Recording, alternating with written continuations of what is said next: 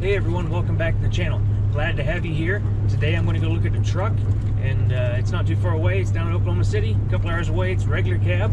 Looking at it for parts, and we'll go check it out and see if we can bring it home. So let's go.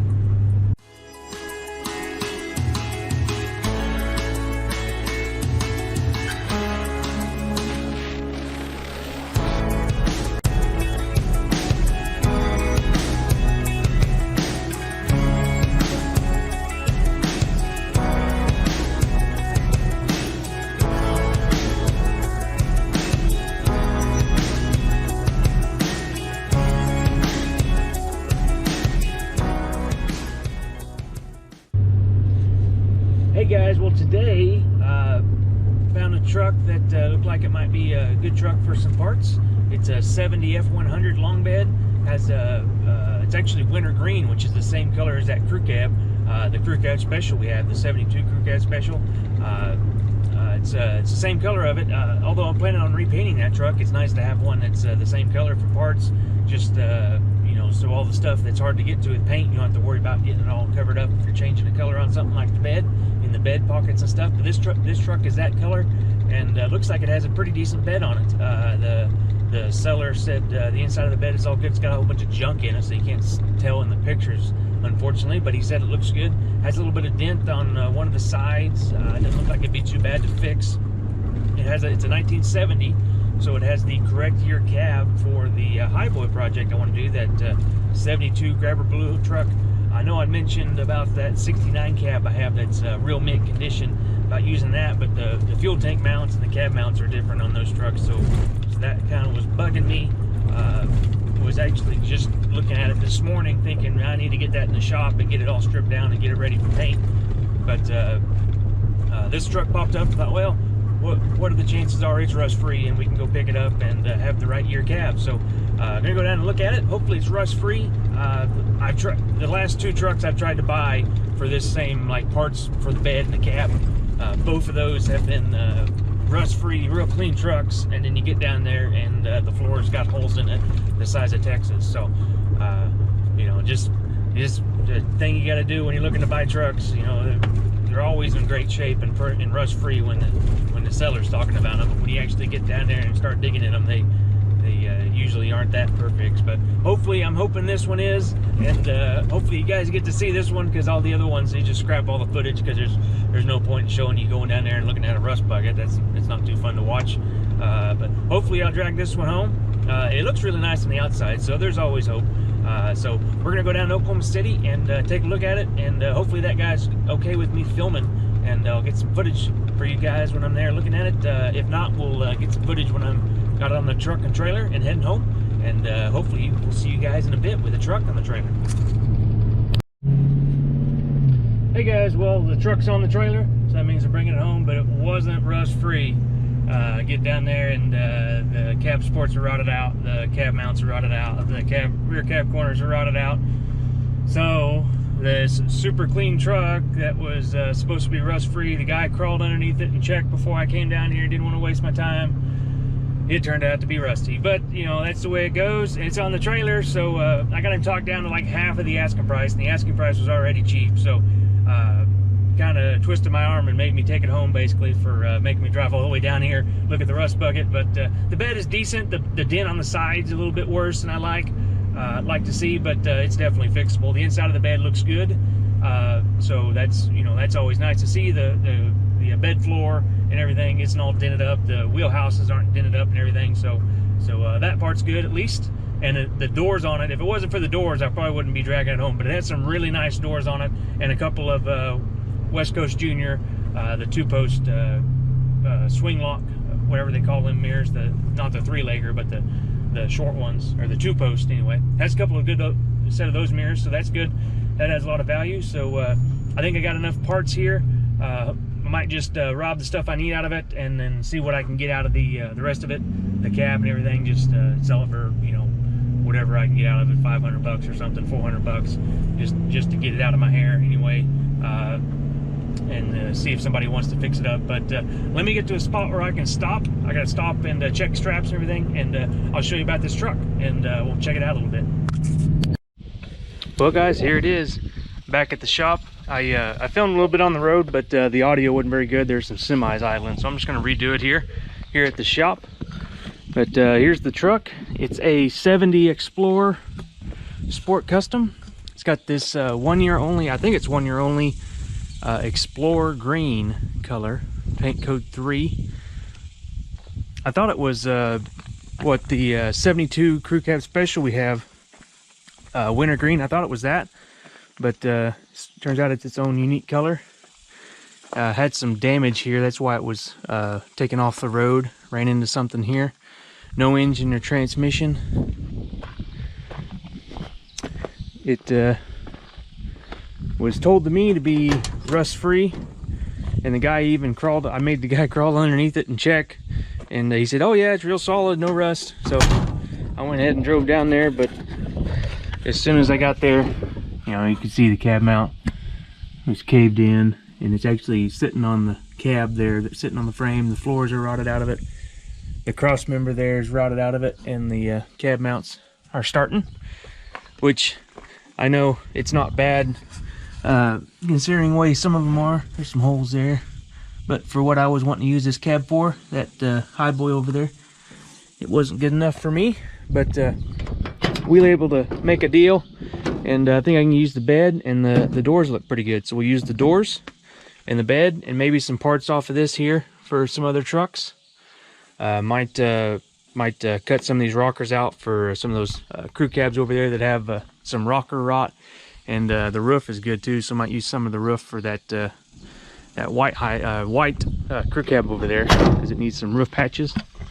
The bed would be perfect shape if it wasn't for this big dent right here. There's a big dent. It's caved in right here. It's kind of hard to see on camera, but inside of the bed's pretty good shape. Not all beat up. The floor isn't rotted out of it, so it's nice to see. I wouldn't have brought it home if the bed wasn't in good shape. It's also got a nice tailgate on it, so that's a plus. Good tailgate. So yeah, this is this truck. That's got some West Coast Junior mirrors on it that in pretty good shape, and all the chrome trim, because this is an Explorer. And I was reading on the 70 Explorer, and this is factory trim too. I haven't seen that before, but apparently that is a factory trim for a 70 Explorer. Has some nice aftermarket armrests that I can use for something. Black ones, those have been, they would have been originally been green, but just some black ones there. The seat has been changed out. This isn't the right seat. It's not even bolted down. But the Explorer would have had a plaid seat, and I always liked those plaid seats, but a 70 Explorer would have a plaid pattern on the seat. Here's the interior. It was repainted at some point and kind of poorly done. As you can see here, there's real thick paint right there, and it's got all wavy and stuff. Not a very good repaint on the inside, but there'll be some usable parts in here. So yeah, we got this truck here for parts basically. It'd been a real nice hood if it wasn't all caved in, but glad to have a bed and a couple of really good doors for these projects over here. So when you can pick stuff up like that, you always got to take advantage of it. And was able to get this truck bought for a very reasonable price, which made it worth it to bring it home. And don't like to bring home junk too much, because then you just fill up with a bunch of junk and you got to do something with it, and you don't really want to scrap it, but nobody really wants to buy it because you take all the good stuff off of it and all you're left with is rusty junk. But in this case, I think it was worth it for the bed and the doors and everything. Tried to buy them separate, but he wouldn't sell them separate. He had to buy the whole thing, so which makes sense, you know, kind of the same reason what I just said. You know, you cherry pick all the good pieces off it, then it's hard to get rid of the rest of it. But got it home there. I need to get this stuff stripped off of it. Not sure when I'll do that. Probably when I need it.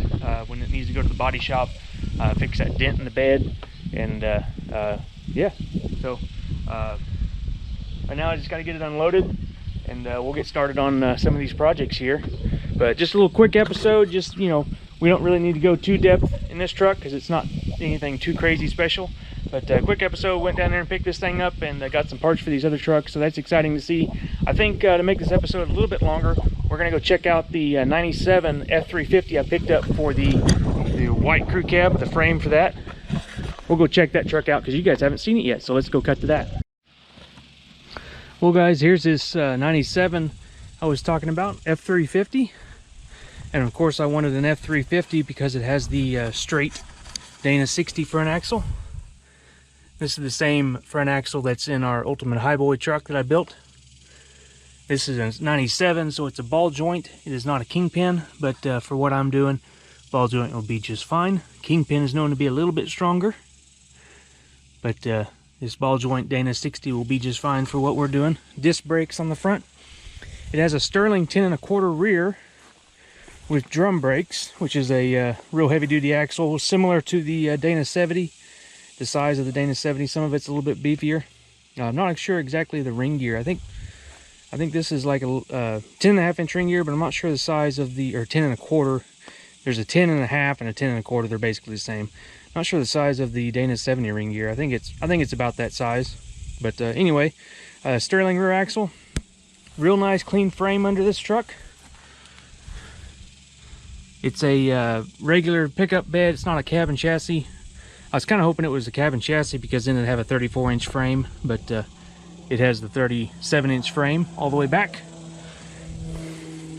It's a pretty nice old truck before it hit a tree up here, and it dented a cab up there and busted the windshield. This ranch hand grill guard actually held up really nice, but it tore up everything else in the front here. It bent the frame horns right here. It bent them in just a little bit. So if I use this frame, I'll probably take it up to a frame shop and have them straighten those out. But this wheelbase is 133 inch. That want to use this chassis on the white 72 crew cab I picked up recently, and that's 140. Is it 149? No, because these are 133 and they're 16 inches. Yeah, 149. Wheelbase, and so this would be exactly the same stretching as what we did for the crew cab Highboy, that build, because that wheelbase was 133, and I still have a frame section of that, and I measured the frame here. It's 7 inches tall, which is the same as a Highboy, but it's only 2 inches wide, where a Highboy frame is 3 inches wide. So that frame section would work height wise. I might have to trim a little bit on the edges to make it 2 inches, but I might just cut and stretch this frame 16 inches just like we did that other Highboy frame, and just use this frame here. I was thinking about getting a longer frame and making it shorter. Once I get the bed and everything off of here, we'll see how it'll work. Kind of concerned about the short bed here, and putting that short bed on this thing. The fuel tank sticks up pretty high right here. I'm not sure the runners on the bed will clear. I had the idea of maybe just dropping the fuel tank down so the bed runners will go across, but I'm not sure on the height of the frame. See how it steps up above the axle? The 72 truck does that as well. I'm just not sure on the heights. Like right here is where one of the runners would be, and right here is where another one would be. You see there's a hole there.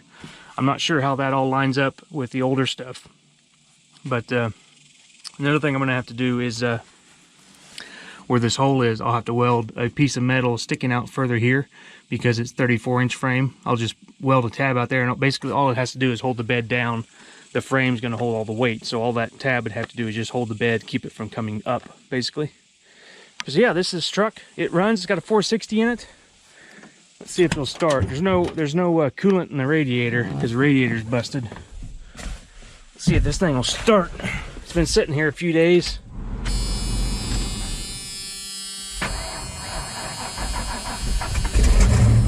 Yeah, started up, decent enough. Won't let it run too long since there's no water in it, but there's an exhaust leak in it.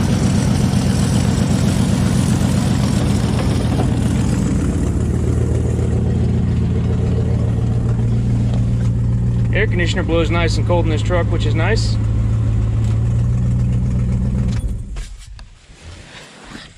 It's a pretty nice old pickup for it. Got wrecked, had 150,000 miles on it. But yeah, there's 460 with an automatic. I was thinking about using this engine in that truck, but I'd want to do like cylinder heads and rebuild it, raise the compression a little bit, kind of make it a little hopped up 460 for that truck. But I don't know, still haven't decided. I'm kind of thinking, leaning towards the 7.3 Godzilla engine that Ford is putting out. I had a poll on our community tab on our channel, and polled a bunch of you guys, and that seems to be your favorite option as well.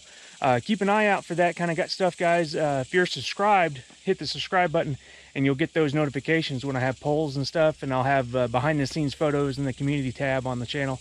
But hit subscribe, and maybe you'll see those, and you can join in the voting and some of this stuff. I like to see what you guys think on stuff, so be sure and hit the subscribe button so you know when that happens.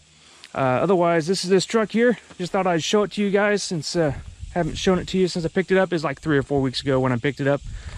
But that's all I got for you today, guys. We went and picked up that 70 Explorer Special and this 97 F350 for a different project. Hope you guys enjoyed this episode. I'll see you guys in the next one. Be sure to like and subscribe. Thanks for watching.